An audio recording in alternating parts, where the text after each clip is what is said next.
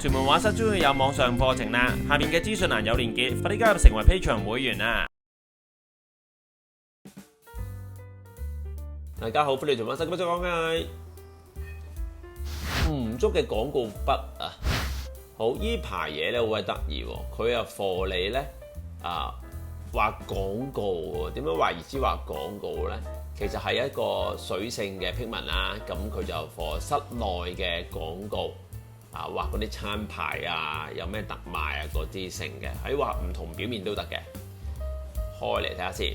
嗱，佢話係室內咧，即係話佢係水性嘅，你係抹得甩嘅，所以佢唔貨你出邊咧揾雨揼啊，嗰啲會整甩啲色，咁要留意翻。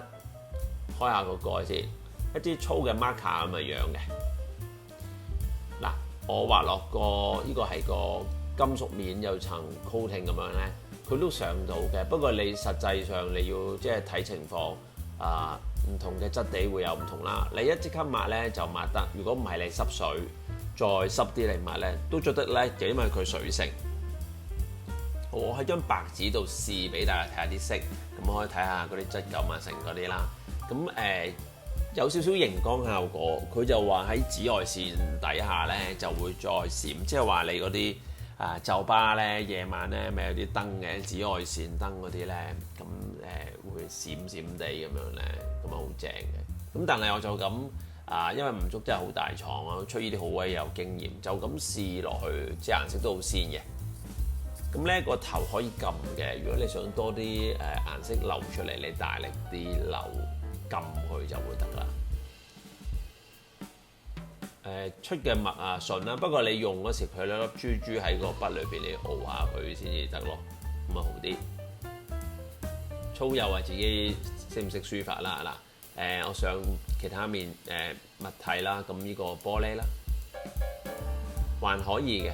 咁如果大家想濃啲，就可能要搣多啲顏色出嚟咯，就撳一下啦。嗱，即刻抹就乾淨翻嘅，我抹埋俾大家睇下，係咪拎晒？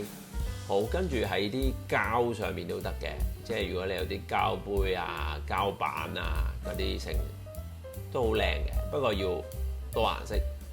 第一下抹唔乾淨咧，你要再少少漬嘅，佢會有，你要濕水再抹。所以我諗你係咪都濕塊紙巾、濕塊布嚟抹就好啲咯。